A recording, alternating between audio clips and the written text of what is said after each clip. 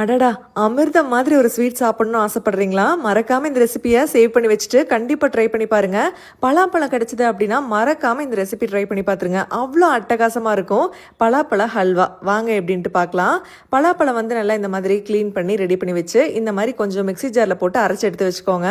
ஒரு பேன்ல கொஞ்சமா நெய் சேர்த்துக்கோங்க. 1 ஸ்பூன் நெய் சேர்த்துட்டு, நம்ம அரைச்சு வச்சிருந்த பலாப்பழ பேஸ்ட் இருக்கு இல்லைங்களா? அது உள்ள சேர்த்து நல்லா கை விடாம கிளறிட்டே இருங்க. கொஞ்ச நேரத்திலேயே இந்த மாதிரி கெட்டிப்பட்டு வந்துரும். இந்த ஸ்டேஜில் 1 கப் சுகர் வந்து நான் சேர்த்துக்கிறேன். சுகர் சேர்த்த உடனே கொஞ்சம் வந்து அது மெல்ட் ஆகி வருங்க. சுகர் சேர்த்தும் போது பலாப்பழத்தோட ஸ்வீட்னஸை பொறுத்து நீங்கள் கூட்டியும் குறைச்சும் சேர்த்துக்கலாம். நல்லா கலந்து விட்டுட்டே இருங்க. இந்த அளவுக்கு கெட்டியான உடனே கொஞ்சமாக ஏலக்காய் இடித்து சேர்த்திட்டு 1 ஸ்பூன் நெய் வந்து சேர்த்துக்கோங்க. இப்போ வந்து அப்படியே லைட்டாக கலந்து விட்டுட்டே இருங்க. இவ்வளோ நெய் விட்டுருக்கேன் இல்லைங்களா? இந்த நெய் வந்து அப்படியே இந்த பலாப்பழ ஹல்வாக்குள்ளேயே வந்து ஃபுல்லாக அப்சர்வ் ஆகிடும். அதுதான் வந்து கரெக்டான கன்சிஸ்டன்சி.